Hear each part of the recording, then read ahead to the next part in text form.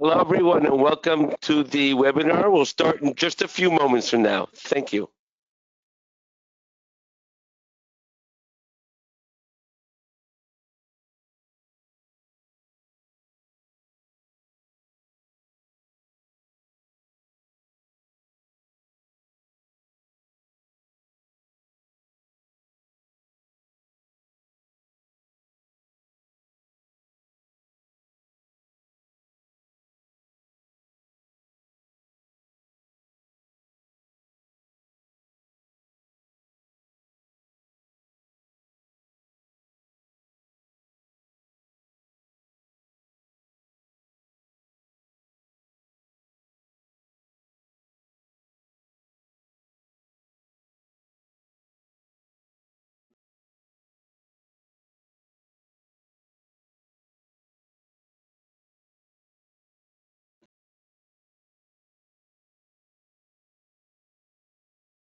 Hello, everyone, and welcome to today's webinar. This is the second part of the webinar that's being given by Amod Onkar on 5-axis milling. And but before Amod starts the webinar, Emil would like to say a few more words. So, Emil, you can go ahead. Hello, everybody. Glad to see a big crowd watching our important What's New in SolidCAM 2021 Simultaneous 5-axis webinar. This is a very important webinar given by our Simultaneous 5-axis guru, Amod Onkar. By the way, if you have missed any of the previous 4 webinars on What's New in SolidCAM 2021, you can watch them by going either to our SolidCAM forum or to our website. Amod has immense experience in the field of simultaneous 5-axis machining and has a long technical career working both with SCAM software and doing actual machining.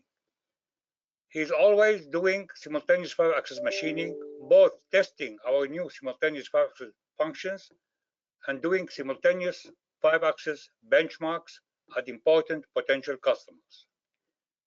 Amod has actually checked and worked with most of our simultaneous 5-axis competitors, including Tabis, Cimatron, PowerMill, and Hypermill, and can compare clearly what is the level of our simultaneous 5-axis functionality versus our main competitors. You can find some of his interesting simultaneous 5-axis comments on the subject in our SolidCAM forum, and obviously he will be adding many more. By the way, make sure to join our SolidCAM forum.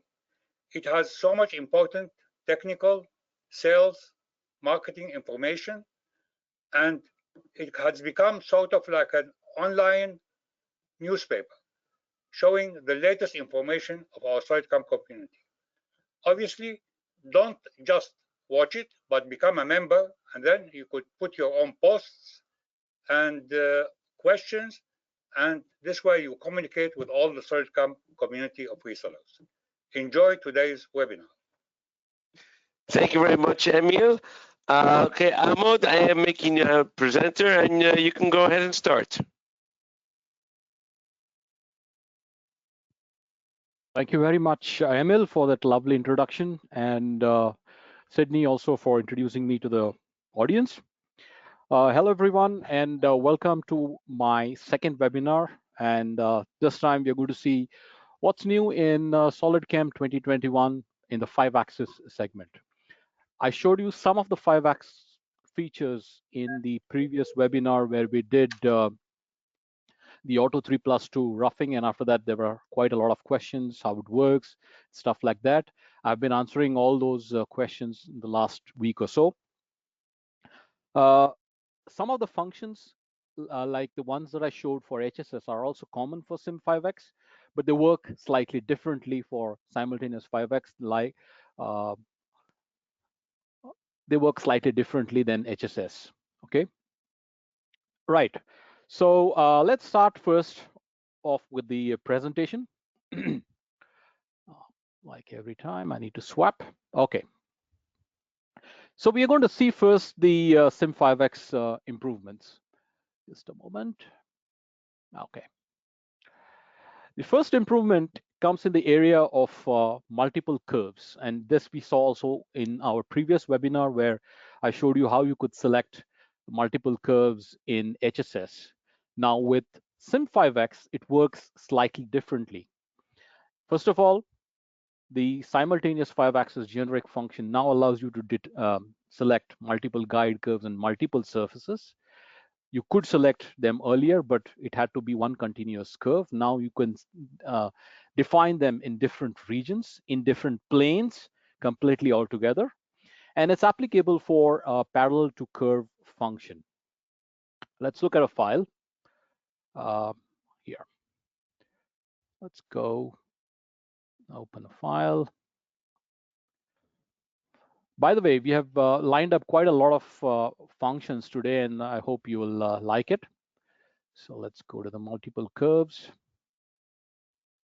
So I have a nice part here, which is a turbine blade.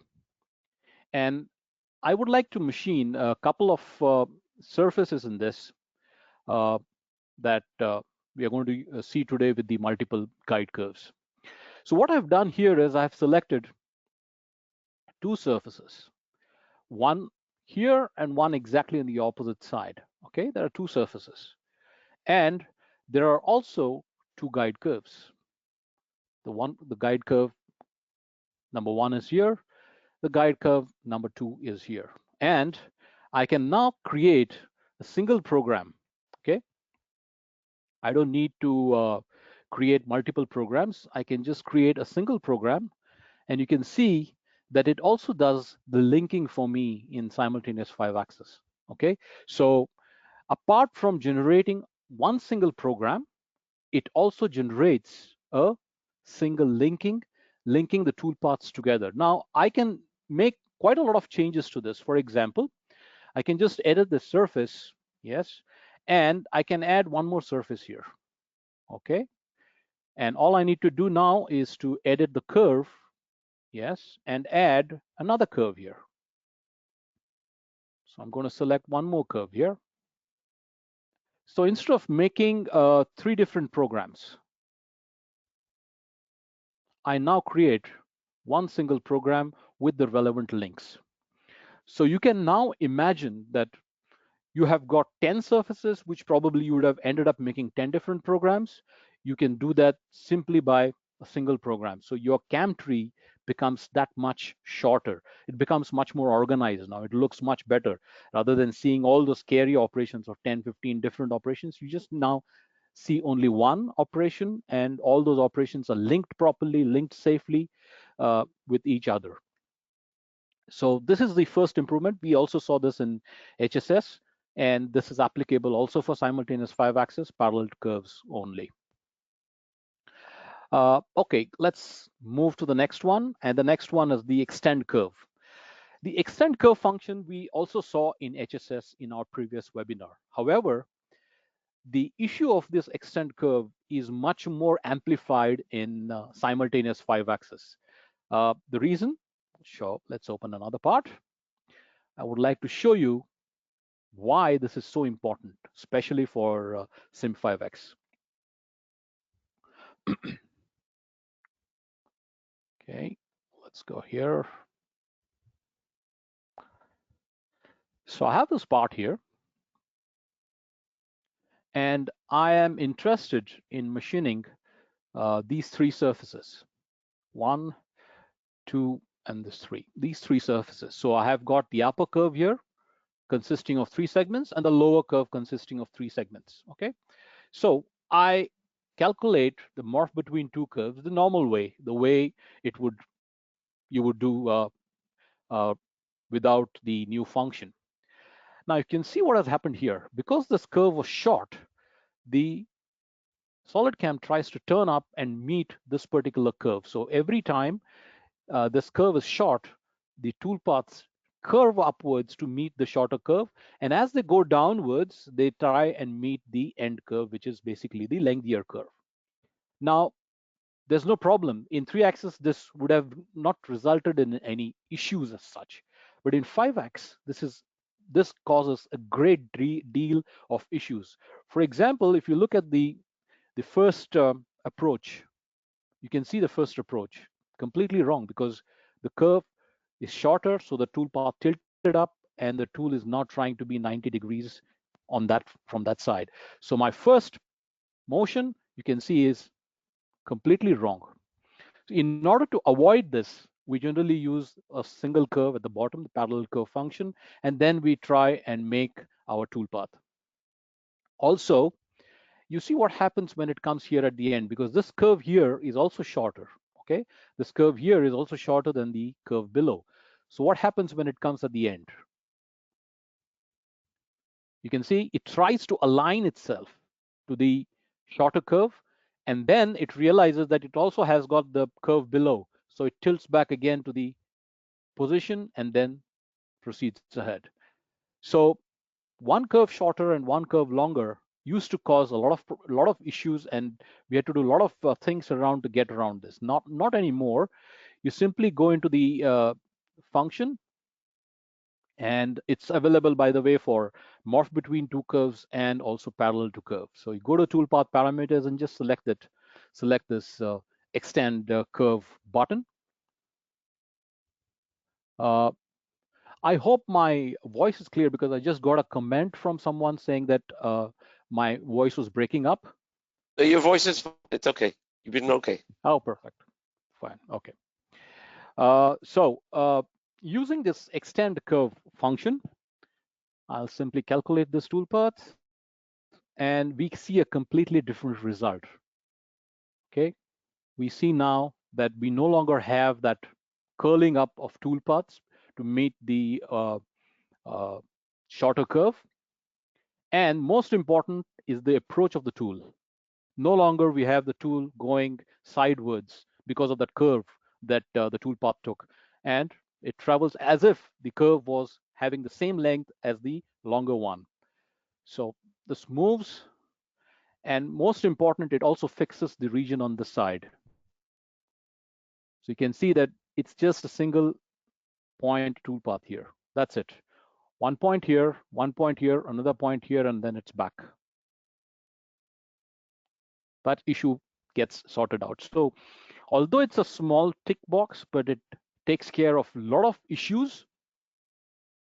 It takes care of a lot of issues related with the toolpath calculation. So a very major fix, especially for 5-axis. Right, let's move ahead, and let's go to some very important thing that we have done in 2021. Although it was not an easy decision for us, but we felt that this was more logical. We changed the names of certain operations to make them appear exactly for what they were built for. For example, we changed the name of rotary machining 4-axis to rotary finishing 4-axis because it is meant only for doing finishing operations. Multi-axis constant step over was changed because we introduced even a 3-axis concept inside it, 3-axis option. So it no longer could be known as multi-axis constant step over. We reverted back to its original name, which was earlier called as geodesic machining. If you ask me what is geodesic machining, I'll ask you to Google that term. What is geodesic? It's basically you take a wire and you drop it in still water, and the ripples are created that are having constant pitch or constant distance between them. And geodesic technique or geodesic revolves around that concept. So geodesic machining is now available both for 3-axis as well as multi-axis. Okay. So we changed that. The most important change we made was for screw machining, because this particular technology or this particular module that we have inside SolidCAM multi-axis is capable of doing much more than just doing screws.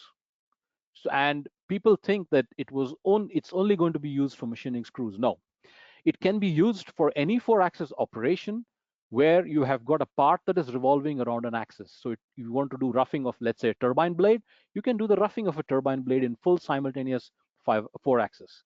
You want to do roughing of a cam, of a timing cam. Let's say you have a timing cam which is used in the medical industry or in the mechanical industry, and you would like to do the roughing of that. You can do the roughing of that using this particular module of screw machining. So we had to give it a logical name. So we changed the name from screw machining to rotary machining. For people who are wondering where this disappeared, it's not disappeared, only there's a name change. It's now called as rotary machining. Multi-axis roughing will have two more functions. We should have that by SP1 or SP2, and that is the reason we changed the name from multi-axis roughing to multi-axis machining, because it's also going to have a couple of finishing options which are almost automated, and they are specific to be used with circle end mills like barrel tools, oval form tools, or tangent shaft tools. They're very specific for those functions. Like we are going to have function for machining walls. We are going to have functions for machining floors. Machining floors is of course going to be used with the lens form tool, and the walls with either barrel or oval form or tangent shaft tool path.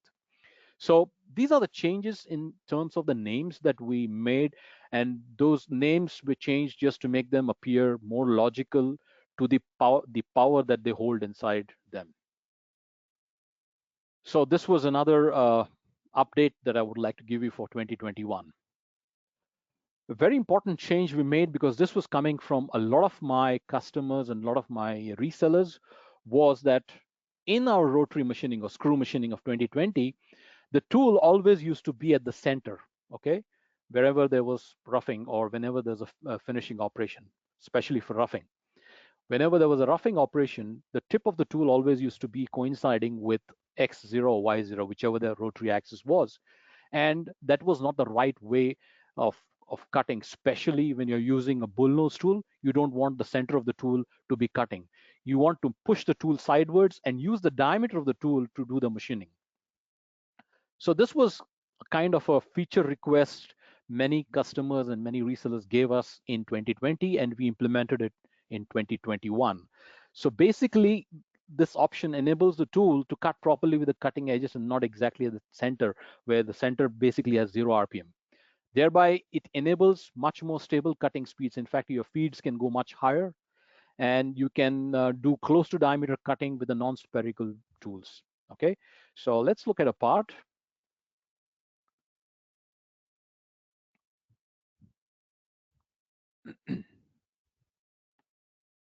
Okay, let's go to rotary machining. I'll pick the part.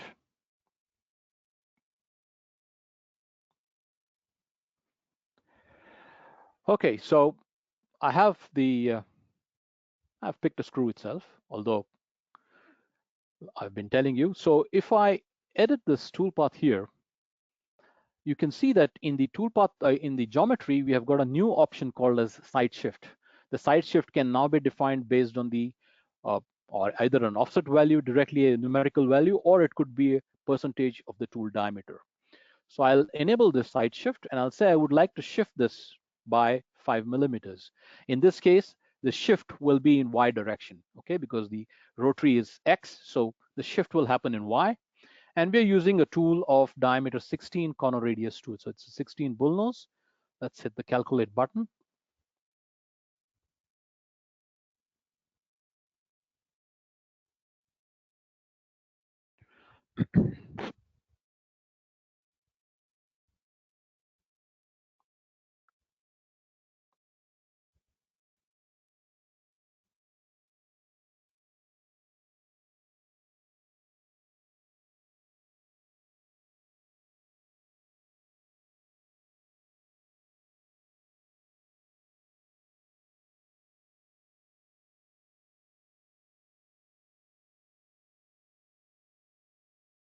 As you can notice, it's not as quick as what it used to be when the tool is at the center, okay?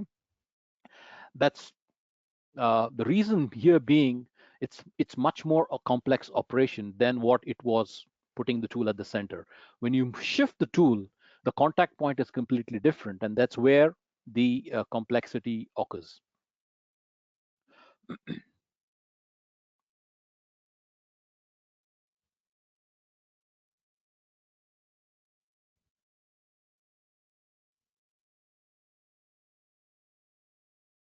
Okay, that's done. The only time that it took was in the slicing. So if I now take this into my machine simulation, you will see that the tool is now not cutting exactly from the center, but it has shifted itself when the cutting happens.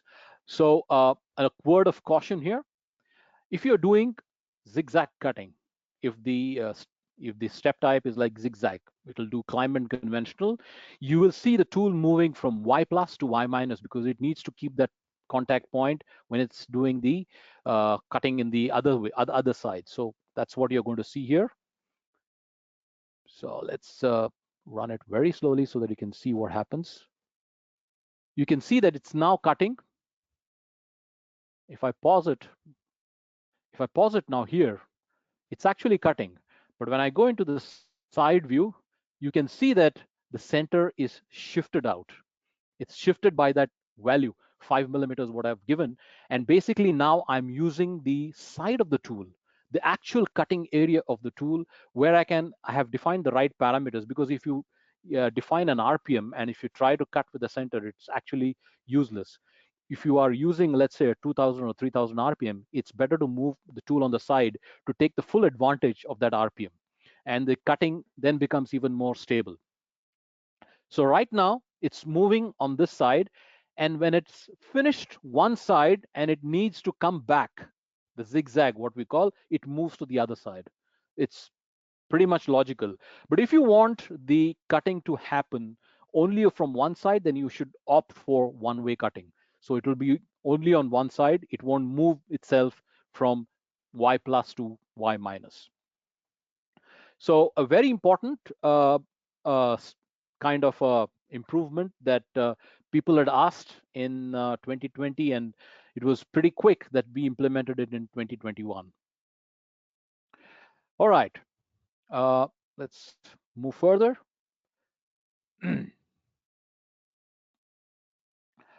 Okay. Another improvement, which already was there in the last version of 2020, but it's now more prominent, is the corner rounding or corner smoothing in rotary machining. It now allows you to apply the rounding right from the first pass till the final pass on that same layer. You can choose whether to apply it to the final contour or not. If you don't want to leave more material, then you can switch off the final contour.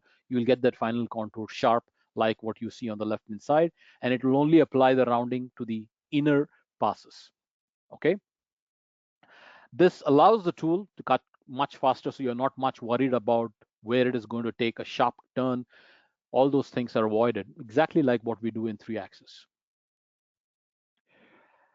Right, we come to a very, very important change that we made in 2021 in multi-axis machining, which was earlier called as multi-axis roughing.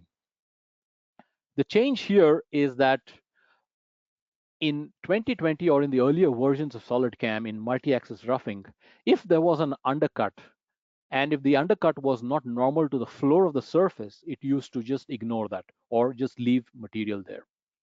In 2021, we now have an option to machine those areas, either just to machine the undercuts or take the undercuts into account when you're creating the program.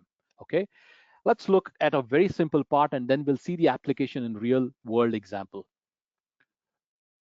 Let's open part.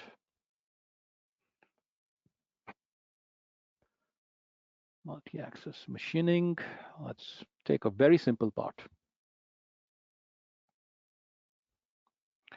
So I have a very simple part. You'll say, what is so complex about it? Actually, it's not, just to show you how this whole thing works. Okay. So basically, this is the part. Just keep the section. You can see that this particular wall or this particular area is not normal to this particular floor. The concept of multi-axis machining is that the cuts will always be normal to the floor surface. So this particular wall is not normal. So what would have happened in the earlier versions of SolidCAM is that we have the first one. I'll just show you that. So we have three options here in the roughing. If I go into the sorting in roughing, we've got three options here. One is do not machine. That means behave exactly like what you behaved in 2020 or 2019. Machine undercuts. That's the new feature. and machine only the undercuts.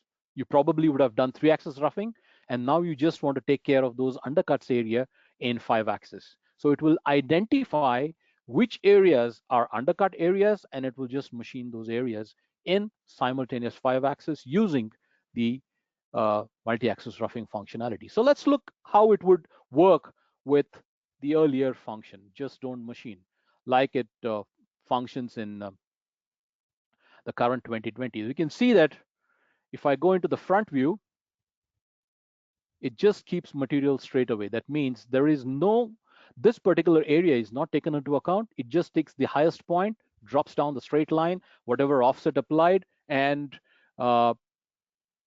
it will leave that area unmachined. So this portion will be unmachined, and of course the other areas will be machined because they are open or they're not an undercut. So this was our behavior in 2021 or 2020, sorry. In 2021, we have got an option now to machine with the undercuts, okay? The only thing here is that the tool, because it's going to do a lot of simultaneous tilting, has to be a ball nose tool, okay? So we have got this machine, and if I calculate this tool path, this is how it's going to look like.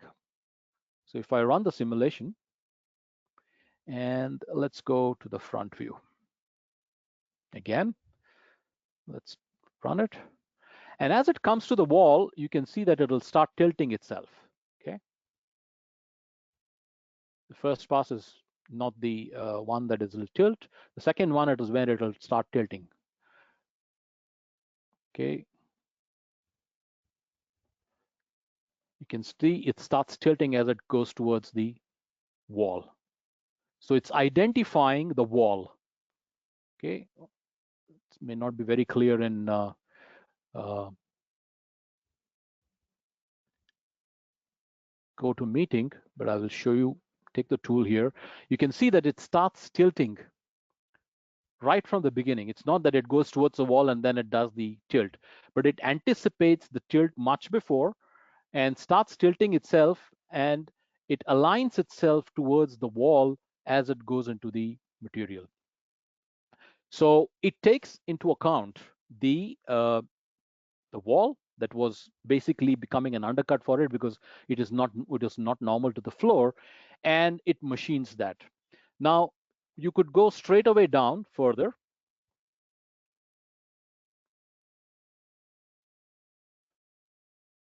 Okay, let's go further, maybe to the last pass.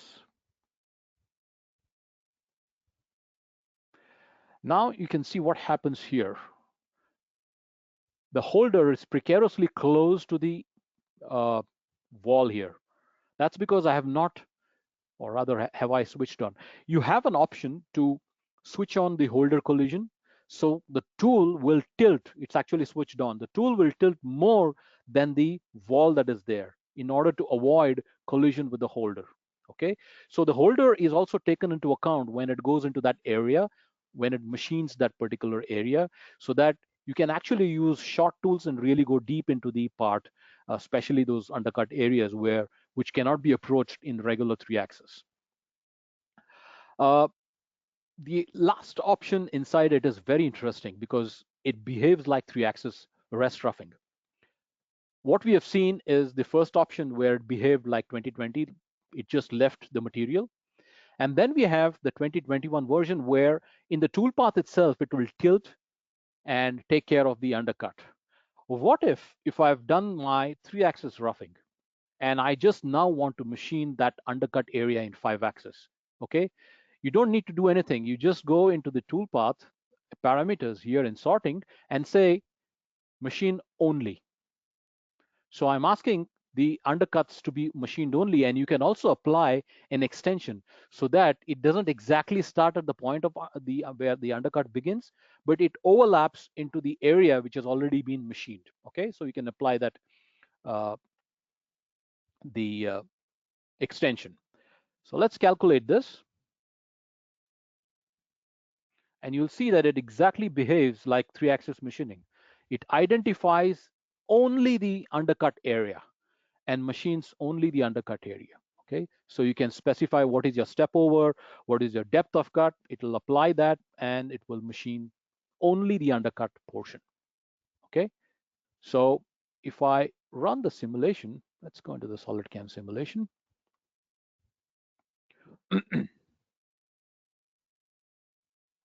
Okay, so this is my part, and you can see that I have got a lot of material remaining out here.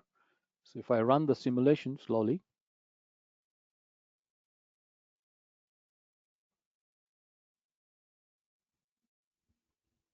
it will only remove material where it's remaining.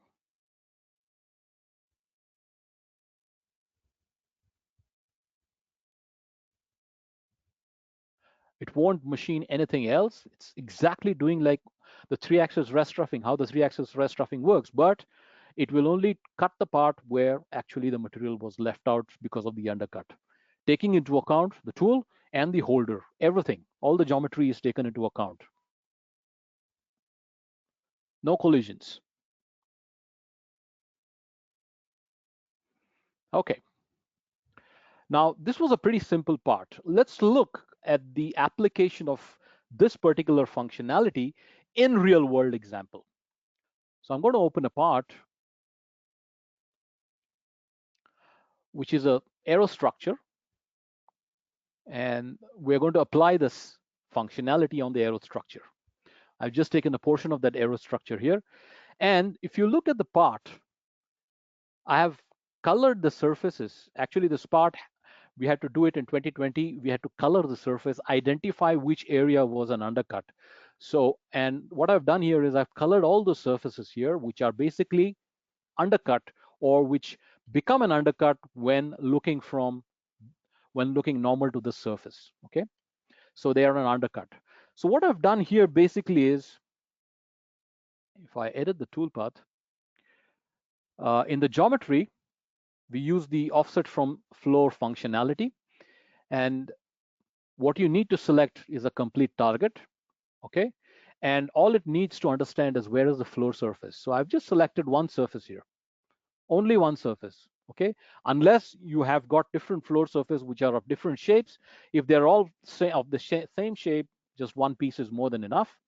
So I've selected the floor surface here. I've set keep 0.5 on that and 0.5 millimeter on the other side, or the area that's going to be machined. And in the sorting, I've said machine only the undercut portion. And what I've done here is I'm extending the undercut machining by 2 millimeters into the area which is already been done using the 3-axis machining. Okay. So I've already done my 3-axis machining here. I've put in a couple of HSM, HSR, eye machining, and some more HSR toolpaths, and I've done the roughing. And I need now to remove this. And the tool I'm using here is a 12 diameter ball nose. Let's calculate this toolpath. You can also look at the speed of calculation on such a large part, identifying the undercuts and machining them, applying all the relevant tilting, taking care of collisions, etc. You can look at the calculation time.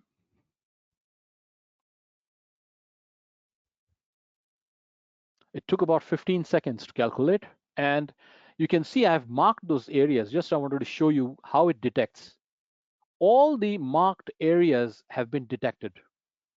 It precisely knows where the material is remaining, how it is remaining, and which are the areas to be machined. So if I now run the simulation, let's go into the Solid Verify. So this is how the material looks after my 3-axis roughing. Okay, and now I would like, before I run the swarf or before I finish the walls, I would like to remove this excess material that is there in simultaneous 5-axis. So you can see that it precisely knows and cuts only those areas where material is remaining. A very, very powerful functionality inside 2021 SolidCAM.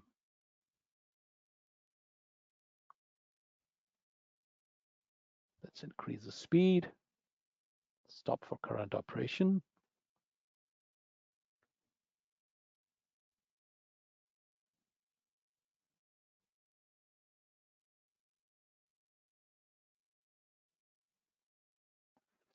Done. That goes to the third pocket. I just said one face and the entire part, and it identified where and how much the material is remaining, which are the areas to cut, and it precisely cuts those regions. Single tool path.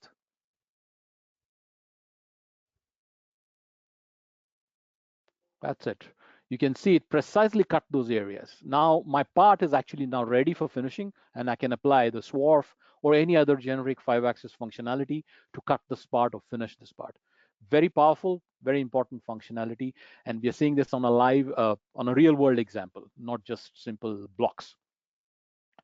All right, let's move further. Okay, that was about the function that I just showed you. A very important thing that we released in 2021 is a powerful, I would say the most powerful functionality of edge breaking. If you go to the forum, I've put the explanation about this particular functionality. I will explain to you what edge breaking functionality is. For example, I have a part which you're seeing on the right hand side here on the screen. And after I've machined this entire part, if you are in machining, let's say an aerospace component, none of them like sharp edges, or they don't like the burrs, because you leave the burrs, the part functionality is destroyed. So you have to deburr the part. And basically, SolidCAM's edge breaking functionality or edge breaking module does precisely that. It generates a tool path to do the deburring. Now this currently, if you look worldwide, either this is a manual process, or the amount of time a programmer takes to create the toolpath to do deburring is sometimes more than what you would have actually taken to program the actual part. It is the fact, okay? Because if I would like to do a deburring of this particular part, imagine the amount of time I'll spend identifying the edges and creating a program, maintaining the tilt, avoiding collisions. So many things are involved. It generally takes much more time than probably you would take to program this part. Number one. Number two, I have a customer here in India. It's a prospect basically, and they are a large aerospace organization. They employ 70 people to do deburring of the parts that are coming out of the machine. Pretty good. Labor in India is cheap, but their rejection rate is close to 15%. Why? It all depends on the person's mood that day, on how nicely he is doing the deburring.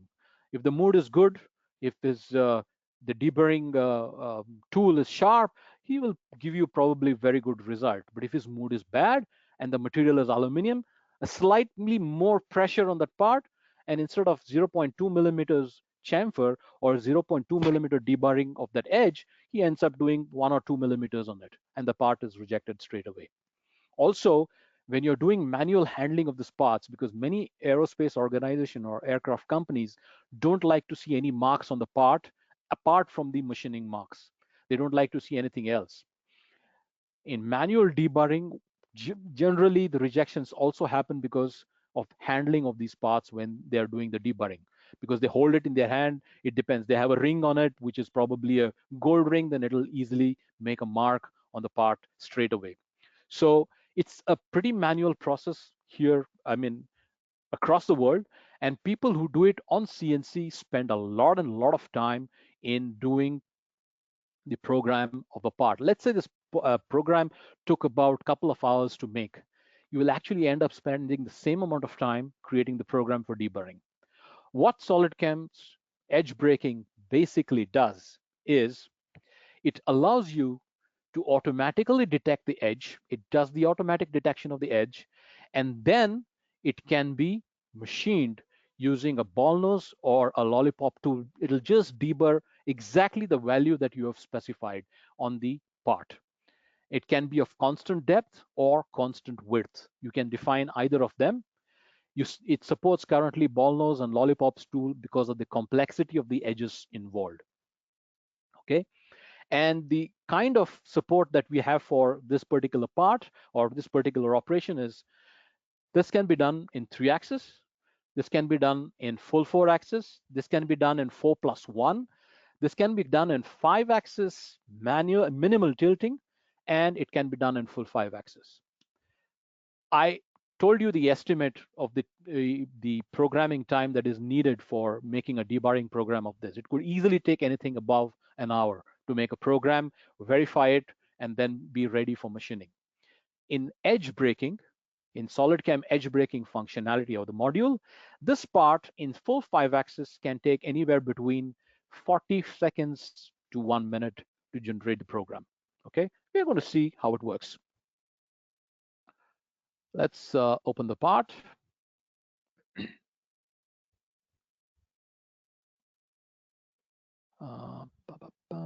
Edge breaking. Let's open this part. Okay. Nope. So I have got 3 tool paths here that I'm going to show you.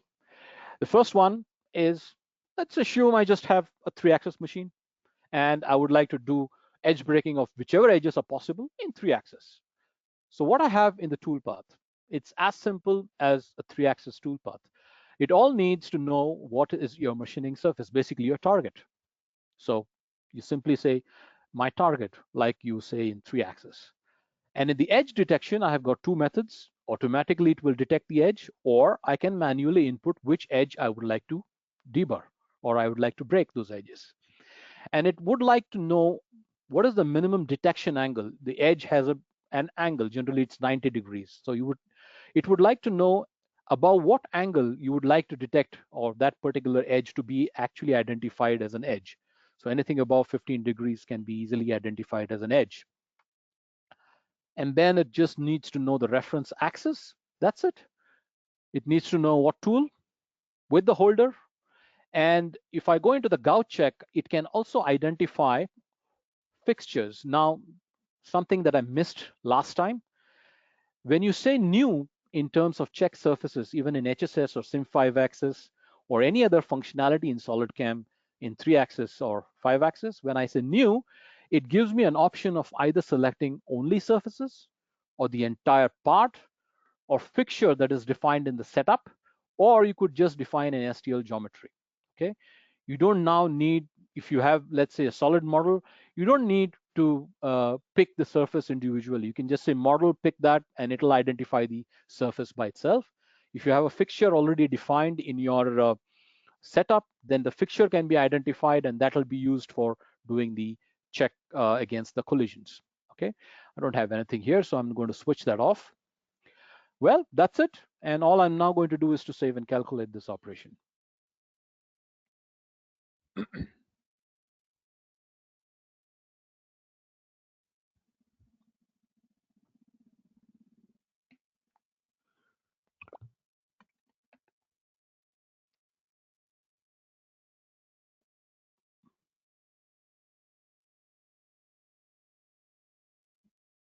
Done. So it has identified all the edges which can be or which should be deburred, or the edge should be blunted.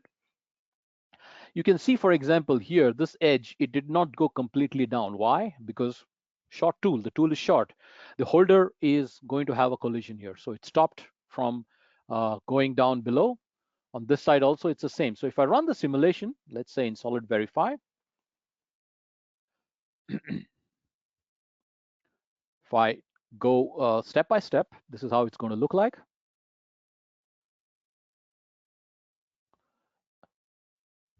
That's it. All the vertical edges are being done now. So if I zoom here, you can see those edges that have been just chamfered. Okay, let's run the simulation much quicker. That's it. It created the edge breaking of the part in every possible edge That was possible with the current axis limitation, 3-axis, and the tool and holder limitation. If I have a lengthier tool, then probably it would have gone all the way down on this edge here. It has only done up to here. That's because of the length of the tool limitation. But otherwise, it has done a fair bit of job in identifying the edges and debarring those edges for me. Okay. Let's look at another uh, method of edge breaking. I'm going to edit this. And here I'm using what we call as 5-axis minimum tilting. So let's say your machine doesn't, or you don't want to tilt the machine too much. You would like to tilt it as minimum as possible, okay, and yet get the edge breaking toolpath. It might not do everything, but it will try and do as much as possible with this minimum tilting. So I'm just going to give a range to it. I'll say start from 0 degrees and end at 75 degrees. So that's the tilt that I am allowing it to move within the range. So this is the range that I'm providing it.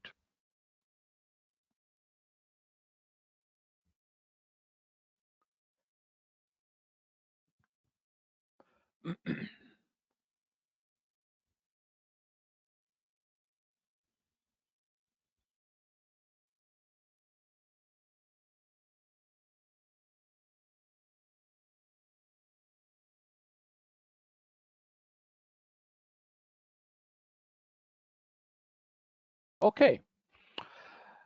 Now it's giving me much more toolpath than probably it gave in my 3-axis. That's because now I'm allowing it to do tilting and other things. So if I now go to the simulation, what I will do now is suppress the previous operation so that I get the stock without the edge break.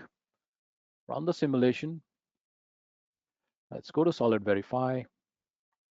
Going to reduce the speed, and we will see some very nice functionality here. So as much as possible, you can see that it's doing 3-axis. Okay, and wherever 3-axis fails, it will then tilt itself. It's doing the inside and then the outside, taking into account all the possible limitations that it has got, especially the tool length and the holder. You can see it's doing the cutting from whichever side it can gain its access from. Why it did all that, I would just like to stop the simulation.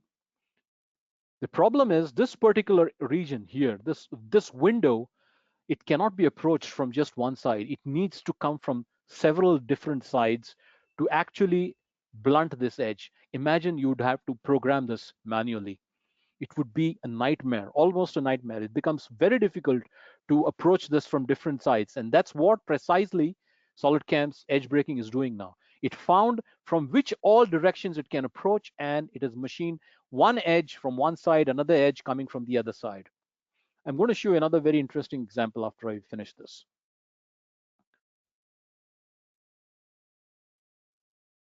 Right? You can see how it cuts every possible direction. The linking, everything is automatic. You can see in the minimum tilting now it has handled every edge for me. It has blunted every edge. It has deburred every edge on this part for me. Very important.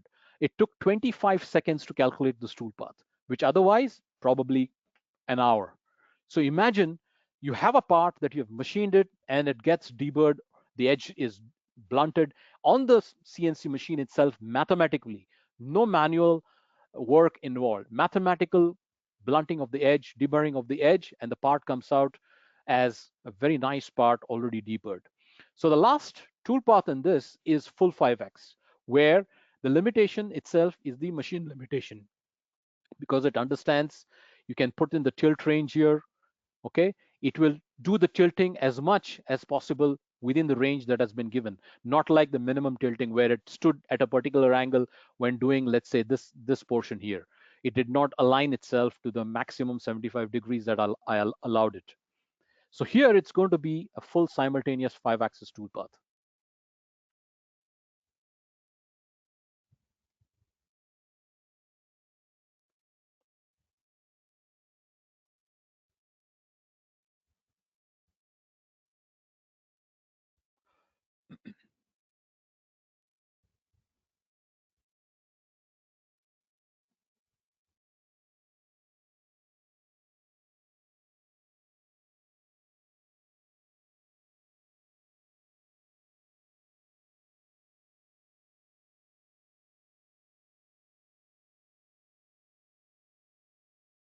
Right. That's how the toolpath looks like with full 5x.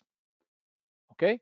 Every area taken care of, every connections taken care of, no collisions. Okay. So again, let's do a simulation of this. And I'll like to suppress this. Let's run the simulation again. Let's go into the Solid Verify and let's run the simulation.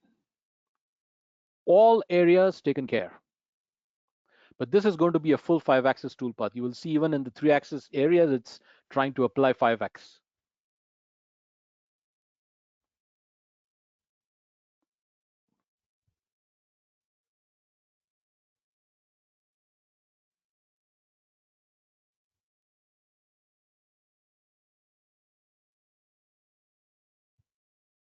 That's very interesting. It found that it could not go, so it went through the other side. And this is what precisely I would like to show you in the next part that I have.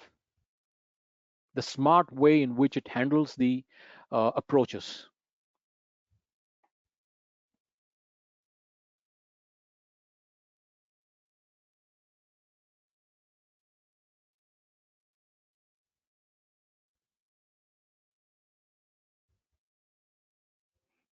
You can see it took care of every edge possible on this part.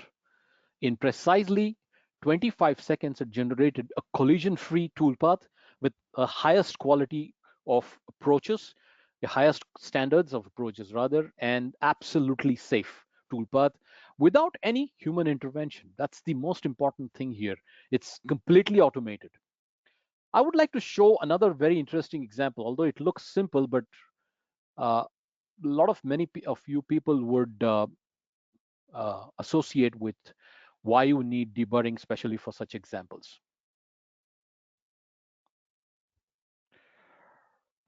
Many a times you encounter a situation where you have got one hole coming at one side and the other hole coming on the other side. They both meet and create an edge. Deburring, this becomes pretty difficult. Okay. So what I have got here is I'm going to do the deburring now. And what I have done is I have manually selected those two edges. Okay. There's one edge here and the other edge on the side. So I've manually selected these two edges and I have not let automatic edge selection come in play. I've just said I just want to deburr these two edges. The tool here I'm using is a lollipop tool. Okay. So I'm using a lollipop tool here, which is looks something like this. Okay, this is how my tool looks like. Right. And the tool axis in this is full 5-axis. Okay, and no tilt restrictions. Let's calculate.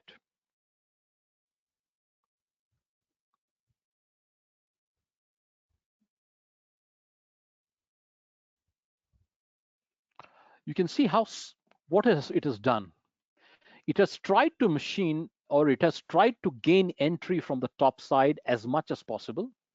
But given that there is a length limitation, because this is a pretty deep part, so if I do a measurement between this face and probably this point here, this is approximately 100 millimeters. And the tool that I have here, if I open the tool, outside holder is exactly 100 millimeters. So it's just not possible for it to go all the way down or probably approach this side, because the holder will come into play and it will cause collisions to this region. So it's identifying regions that it cannot machine from the top, and those regions it approaches from the side. Okay, those regions it approaches from both the sides to debar. So this is how my simulation would look like. That's the finished part. Run the simulation slowly. You can see that it could not approach there. It went from the other side. Now again, here it's going from the other side, finishing it. That's it.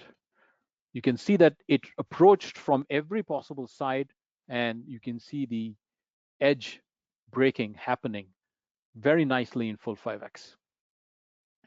I think this is a more relevant example because many times I get support requests on how you do edge breaking of this part, and many times I've seen basically it's two holes intersecting and you would like to do the edge breaking of that hole where the intersection happens. So And this, again, can be done using simple 3-axis also. It can handle 3-axis, provided you have got a tool long enough to reach here. It can do even this whole portion in 3-axis. So what I've done here is the second tool path, I have kept the tool axis as minimum tilting, or I will change it to just 3-axis, and the geometry remains the same. The tool, however, I've changed and said that my tool now is out of folder 120 millimeters, and the diameter of the ball is 25. Let's calculate.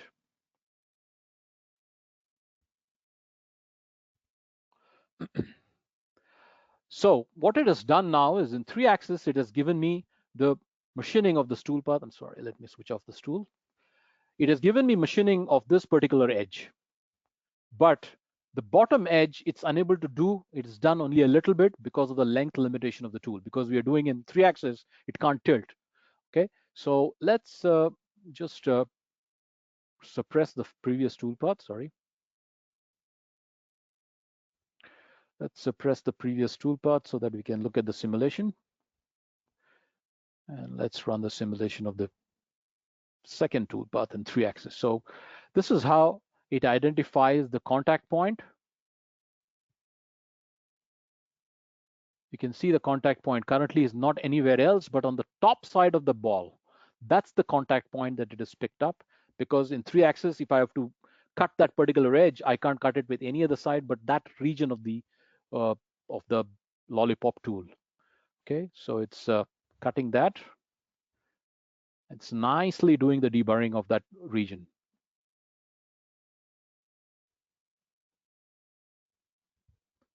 It can't go any down further because of the length limitation. So it tries to do the deburring of that edge, the other edge, as much as possible before it retracts out from the part.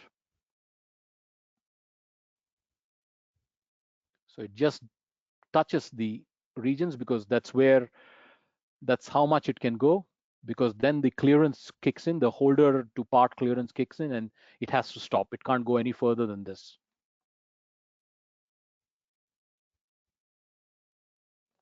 But what is more important here is the fact that it could completely remove the burr of this edge, which is generally the hidden edge, which can't be seen.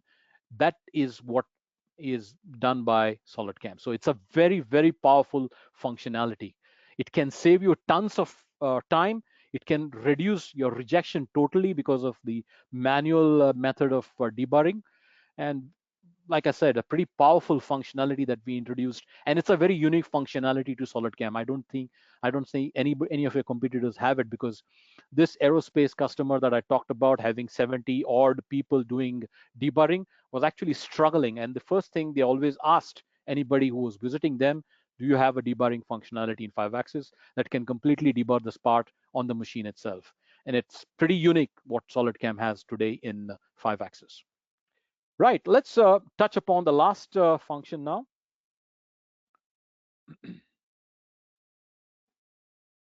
Sorry. The last thing that I'm going to touch upon is another very nice functionality that we introduced in SolidCAM 2021, was the edge trimming functionality.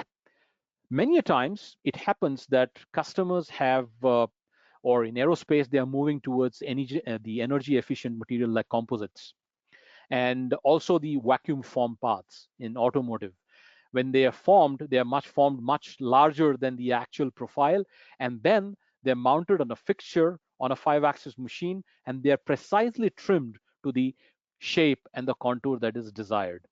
Currently, again, this is a manual process in most of the softwares that I've seen, but in SolidCAM, this is going to be a completely automated process. Very simple process, but completely automated.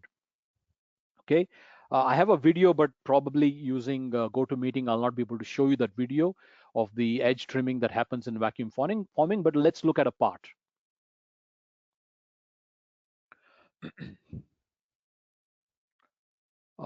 Let's go to the edge trimming, this one.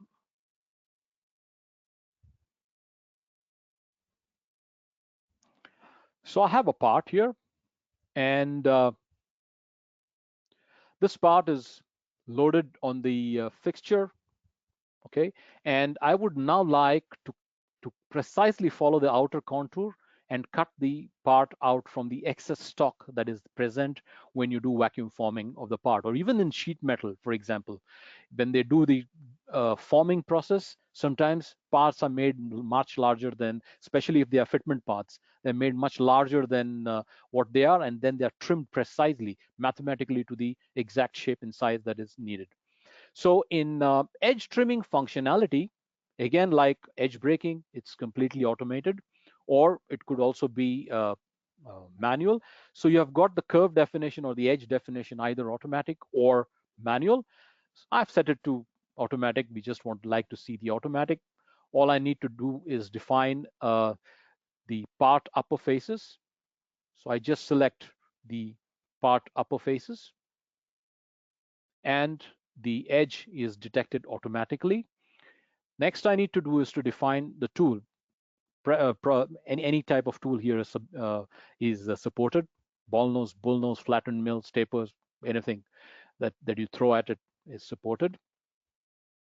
Toolpath direction, you can see other than the cut tolerance and the direction, most of the things are out. Tool axis control, you can specify whether it's a 3-axis toolpath, 4+1, or 5-axis.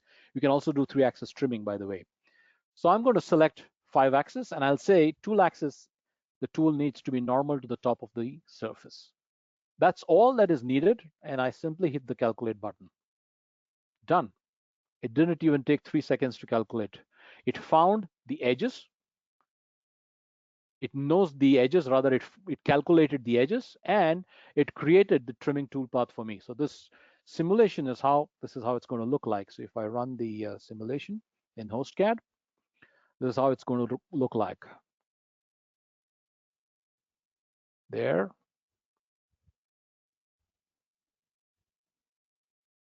Sometimes the user says, look, I don't like this tilt. This is too much. In such cases, I'll show you that we have got another method of identifying or tilting, and that's called using the orientation lines. You can create your own orientation lines, and the tool will follow those orientation lines while cutting the outside contour. Okay. For people who would like to see more of an automated approach, this is the automated approach.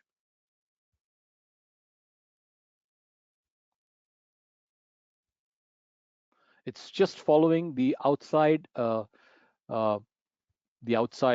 edge or the outside surface that is there, which it has found out, and that's what it is cutting.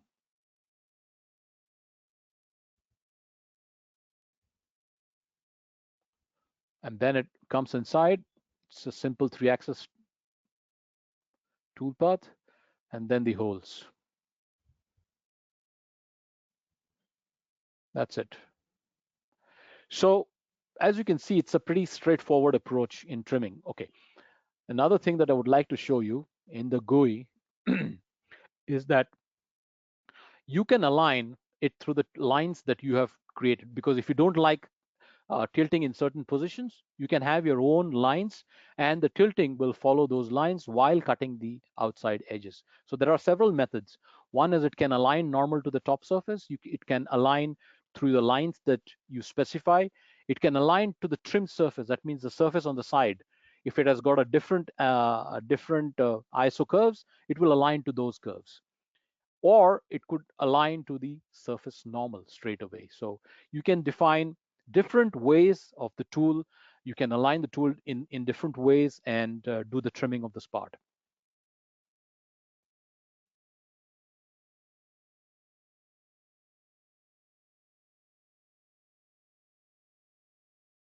All right, just took a small break. So I believe I've shown you some very powerful functionalities or the changes that we have made to our 2021 version.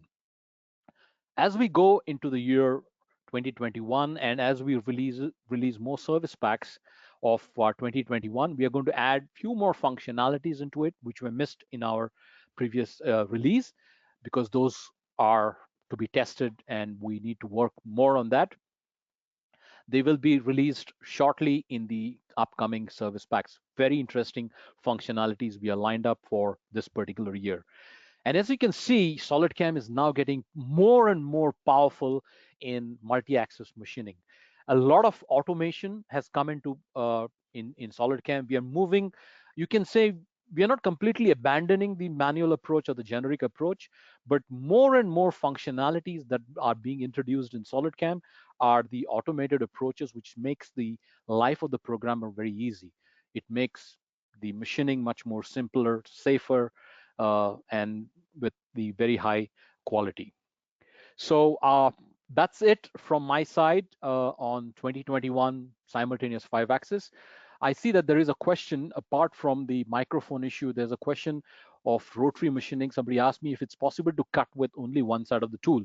Currently, if you would like to cut with only one side of the tool, the only way you can do is to keep it in one-way machining.